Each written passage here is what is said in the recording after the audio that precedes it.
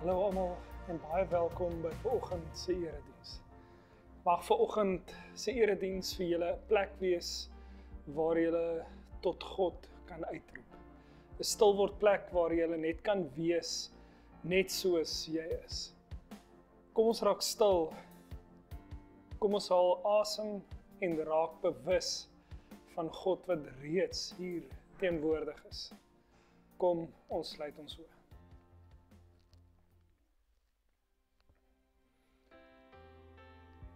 Ek wil vanoggend bely, Here.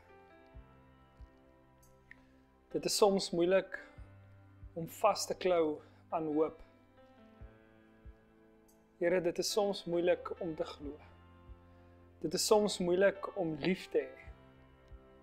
Maar tog weet ek, Here, daar is geen ander opsie nie. Daar is geen ander opsie as om vas te klou aan die ewige werklikheid dat U teenwoordig is. Al voel dit soms nie so nie. Bly U tog nog steeds vir my genoeg. Amen.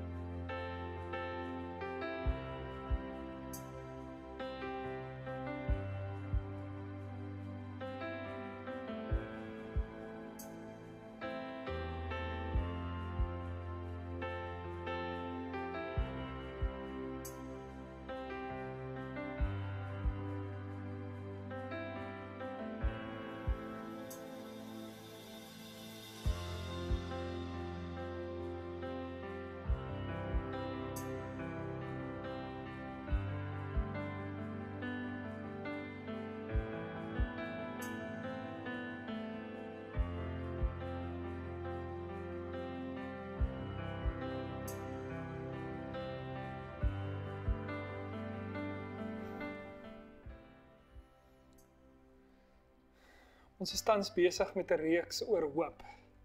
Om presies te wees, probeer die reeks ons uitnooi om entrepreneurs van hoop te wees. 3 sonnae terug het ons met die reeks begin. Die eerste kernuitnodiging was om geleenthede van hoop raak te sien en om hoop op te rig. Die tweede uitnodiging was om 2 realiteite te besef. Eerstens dat hoop 'n bron het en tweedens dat hierdie bron van hoop gedeel moet word met die res van die wêreld.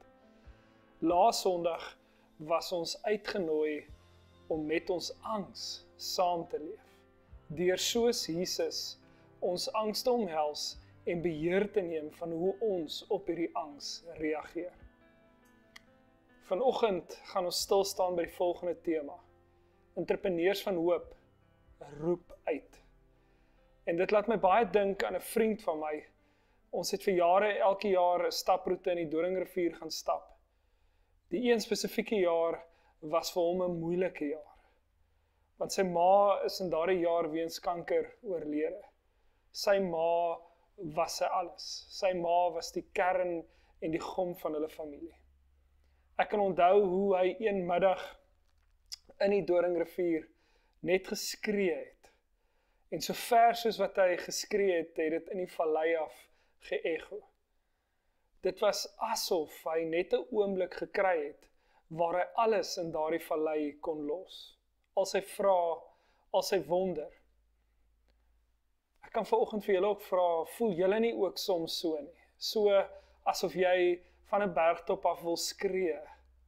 Voel julle nie soms asof julle net op die rand van 'n kraans wil staan en net wil skree nie? Want dit voel soms asof alles net te veel raak. Want dit voel dalk asof God nie luister nie. Dit voel dalk asof God net afwesig is. As 'n stilword moment wil ek julle graag groet met die volgende woorde in Jesaja 65 vers 24. Voor hulle nog roep, sal ek antwoord. Terwyl hulle nog praat, sal ek hulle gebed verhoor. En dis die woorde waarmee ek julle dan vanoggend wil groet. Amen.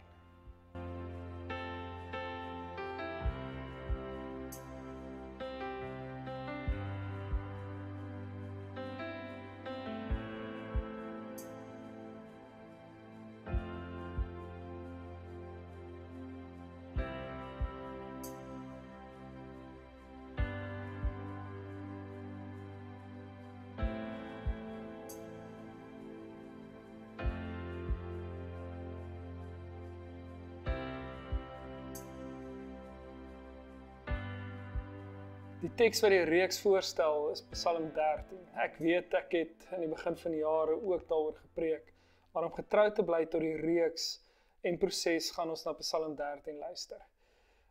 Deur hierdie Psalm skep God vir ons die ruimte om eerlik te kan uitroep na hom. Deur die woorde van gelowiges wat meer as 3000 jaar terug geleef het, hoor ons 'n rou eerlikheid wat mens half omkant betrap. Hierdie Psalm leer ons hoe om God te prys, al is daar trane in ons oë oor die ongeregtigheid wat ons voel en sien. Kom ons luister na hierdie kosbare woorde van hierdie Psalm 13. Hoe lank gaan U my nog bly vergeet, Here? Vir altyd? Hoe lank gaan U nog van my af wegkyk? Hoe lank moet ek nog my eie planne maak en my dae met kommer deurbring? Hoe lank sal die vyand my nog oorheers? Luister tog en antwoord my, Here my God. Gee my tog nuwe lewenskrag. Ek wil nie sterwe nie, anders sê my vyand, hy het my oorwin, en juig my verdrukkers oor my ondergang. Ek hou vas aan U troue liefde. Oor die uitkoms wat U gee, juig my hart. Oor die ek wil sing tot eer van die Here, omdat hy aan my goed gedoen het. Ons lees tot sover. Om meer van hierdie Psalm ook te verstaan, gaan ons nou vir Nita kans gee vir haar kindermoment. Kom ons kyk na wat Nita vanoggend ook met ons wil deel. Dit is tyd vir kinderkerk. Daar is iemand wat altyd kan sien waar ek gaan. Dit is Jesus, dit is Ndikwaza. Dit beteken roep uit. In die Bybel lees ons van koning Dawid. Hy was die grootste en beste koning in die Bybel, want hy het naby aan God geleef. Dit het nie altyd goed gegaan met koning Dawid nie. Maar koning Dawid het geweet, in die dae wat dit sleg gaan, in die dae wat hy nie weet wat om te doen nie, kan hy net uitroep na God en hy het dit gedoen. En God het elke liewe keer vir koning Dawid gehelp. Koning Dawid was baie goed met liedere skryf en in Psalm 13 lees ons een van die klaagliedere wat hy geskryf het. Luister mooi. Hoe lank gaan U, o Here, my vergeet? Ek vra of U nog van my weet. Hoe lank gaan U van my af weg bly kyk? Moet al my dae kommervol verstryk? Moet ek my planne self berei? Hoe lank sal ek nog van die vyand ly? Dit het wel vir koning Dawid gevoel of die Here hom vergeet het, maar dit was nie regtig so nie. God sal nooit van ons vergeet nie, maar partykeer voel dit vir ons so. En partykeer is ons situasie vir ons so erg, dat ons nie anders kan as om te dink, waar is God nie? Maar hy is altyd daar. Luister gou na die volgende storie. Dis doodstil in die graad 2 klas. Almal is besig met werk wat juffrou vir hulle gegee het. Almal is druk besig, behalwe die 8-jarige seentjie Henry. Hy is doodbenoud. Hy kyk rond en wonder of sy hart nie maar sommer nou kan ophou klop nie. Tussen sy voete en voor by sy broekie is daar 2 groot nat kolle. Hoe het dit gebeur? Hy het tog nooit so ongeluk gehad nie. As die seuns nou moet opkyk en een sien dit raak, sal hy nooit die einde daarvan hoor nie. Om van die meisies nie eers te praat nie. Hulle sal nooit weer met hom wil praat nie. Hy laat sy koppie in sy hande sak en saggies prewel hy. Jesus, hierdie is 'n noodgeval. Ek het hulp nou dadelik nodig. Nog 5 minute dan is ek mors dood van skaamte. Hy kyk op en sien dat sy juffrou reguit na hom toe aangestap kom. Hy weet dat sy geheim nou uitgevind gaan word. Terwyl sy juffrou tussen die banke na hom toe stap, kom Susie, sy klasmaat, met 'n visbak vol water in sy rigting gestap. Reg langs sy tafel struikel sy en meer as helfte van die water in die visbak beland oor Henry en oor sy skoot. Hy spring verontwaardig op, maar in sy hart sê hy die heeltyd: Dankie Jesus, dankie Jesus.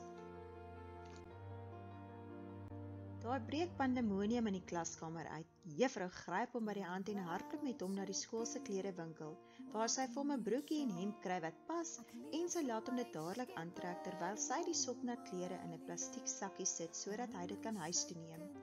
Terug in die klas is al die ander kinders onder sy tafel besig om met moppe die water op te vee. Hy word amper verdrink in al die simpatie en almal wil by Susie weet waarom sy so lont en onbeholpe is. Aan die einde van die dag het hulle vir die skoolbus gewag en Henry het na Susie gestap en vir haar saggies gevra of dit regtig 'n ongeluk was. Saggies het Susie vir hom gesê, ek het ook eendag so 'n ongeluk gehad. Ek weet hoe dit voel. Die Here het Henry se vernedering in simpatie verander. Dit maak nie saak hoe benard jou omstandighede is nie. Die Here is net 'n gebed ver. Die Here wil hê ons moet uitroep na hom in ons oomblikke van benoudheid. En hy sal ons altyd help. En dan moet ons ook soos koning Dawid vir die Here eer en vir hom dankie sê. Maatjies, jy mag altyd met die Here praat. Jy kan jou handjies uitsteek en hom aanroep en vra om by jou te wees en jou te help. Maak nie saak wat die omstandigheid of situasie is nie.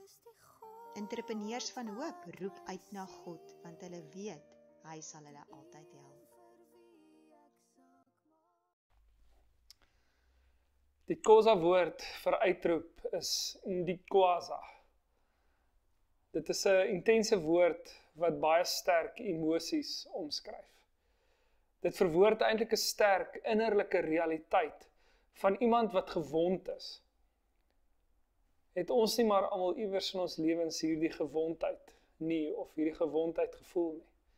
Maar in hierdie gewondheid sukkel ons baie keer om die woorde te kry om te sê hoe ons regtig voel. En dit laat my baie dink aan Taylor Swift se lied It's Time to Go, as sy die volgende woorde gebruik om haar emosies te verwoord. Sometimes giving up is the strong thing. Sometimes to run is the brave thing. Sometimes walking out is the one thing.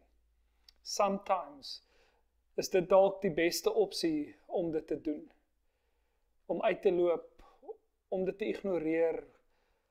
Maar partykeer is dit dalk die beste opsie om weg te hardloop, of om op te gee, of bloot net weg te loop. Want ons kry nie die woorde om na God toe te gaan nie. Ons kry nie die woorde om vir God te sê hoe ons regtig voel nie. Ons kry nie die woorde om te Ndikwaza nie. Dan kry jy Psalm 13. 'n eerlike psalm met woorde wat baie keer vir ons kan help om te Ndikwaza. Kom ons wees eerlik met mekaar vanoggend.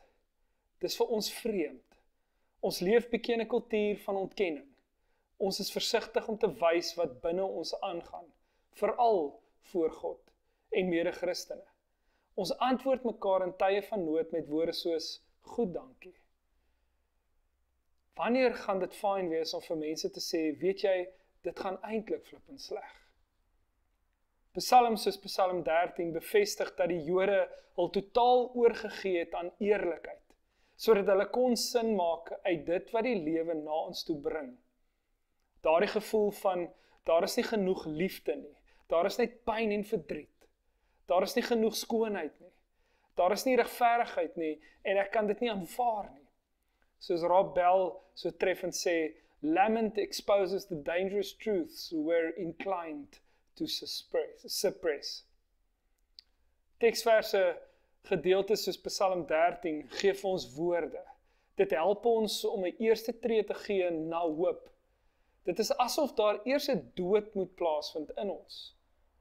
Die lyding waarmee jy sit, maak van jou lewe iets anders as hoe dit vroeër was.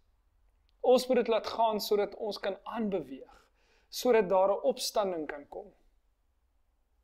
En dit is om jou gesig na God te draai, al voel dit of hy rugkant na jou toe leef, en uit te skree, hoe lank nog, Here?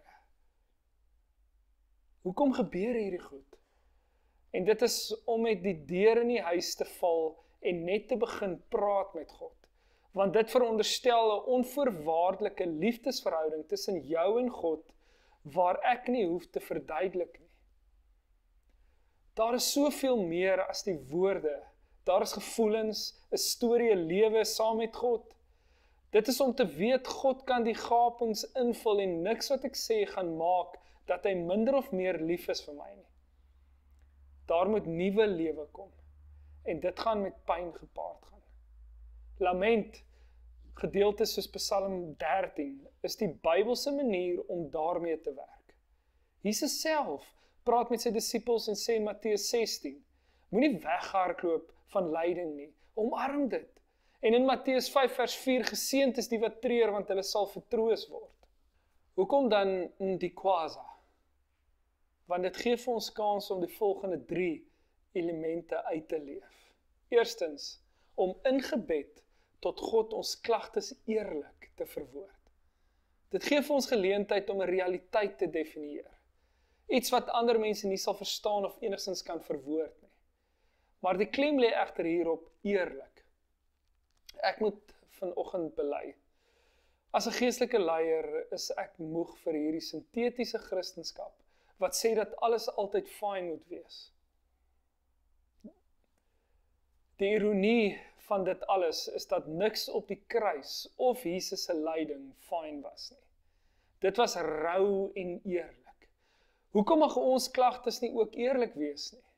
Hoekom mag ons nie soos my vriend in die berg skree omdat ons harte stikkend is nie? Psalm 13 help ons juis met hierdie eerlikheid. Dit help ons juis om te ndikwaza. In die tweede plek, nog 'n rede hoekom ons kan ndikwaza, want dit gee ons die vrymoedigheid om te vra waarna ons honger is. Kinders is baie goed hiermee. Hulle het soveel vrymoedigheid om te vra na wat hulle smag. Daniel, my seun, kom staan gewoonlik langs my en kyk vir my tot ek reageer. Of hy gaan lê op die bed en hy wag tot ek reageer op sy behoefte, sy smag, sy honger.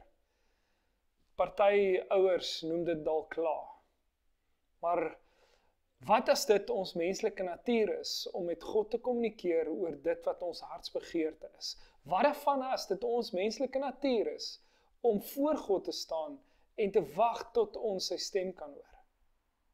Wat daarvan as ons gemaak is om te ndikwaza? 'n laaste rede hoekom ons kan ndikwaza is om met vertroue vas te hou aan God se liefde. Hierdie uitroepe soos Psalm 13 gee ons die geleentheid om jou lewe te heroriënteer. Die psalmskrywer van Psalm 13 verwoord dit op die volgende manier. Ek hou vas aan die troue liefde. Oor die uitkoms wat hy gee, juig my hart. Ek wil sing tot eer van die Here omdat hy aan my goed gedoen het. Wanneer ons dan uitroep na God, doen ons dit nie uit ongeloof nie, soos Christene soms sê, maar juis in geloof.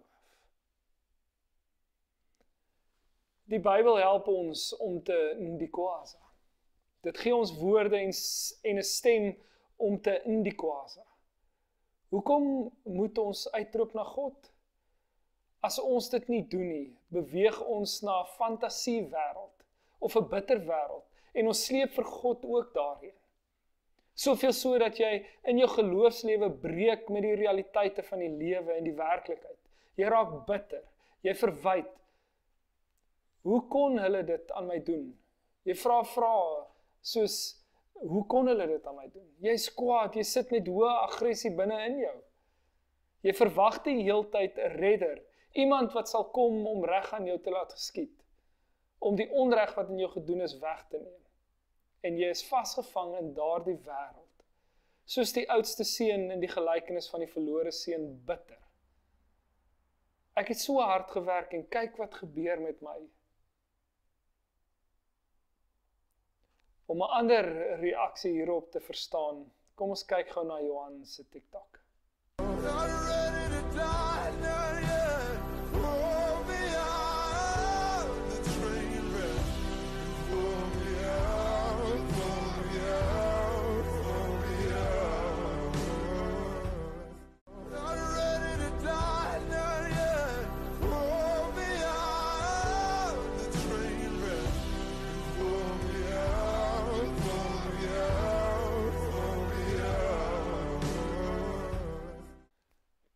is dit nie maar wat God vanuit ons in die Kwasa wil doen nie. Hy wag eintlik vir ons uitroepe. Hy wag eintlik vir ons om uit te roep, ons hand uit te steek. Hoekom? Want hy wil net 'n hand uitsteek en ons uithelp. Baie soos Petrus se verhaal. Psalm 13 help ons om 'n stem te kry, om uit te roep. As ons nie na God toe kan gaan nie, waarna toe kan ons anders te gaan? Amen. Kom ons bid saam. Here, die skrywer van Psalm 13 skryf en sê, ek hou vas aan die troue liefde. Oor die uitkoms wat U gee, juig my hart. Ek wil sing tot eer van die Here, omdat hy aan my goed gedoen het. Here, dit is ons hartsbegeerte, Here. Ons wil sing tot U. En ja, Here, ons is soms op 'n plek waar ons nie goed verstaan nie, waar goed nie vir ons sin maak nie. En daarom juis kan ons uitroep tot U, Here, want U is ons God. Soos Jesus sy hand uitgesteek het na Petrus, Here, kom U elke dag en U steek U hand uit na ons. Here, maar U wag vir ons om te roep. U wag vir ons. Here, maar hier is ons. Ontvang ons net soos ons is, Here. Ons uitroepe, ons vraagtekens, ons punte, ons kommas, Here. Dankie dat ons na U toe kan kom, Here.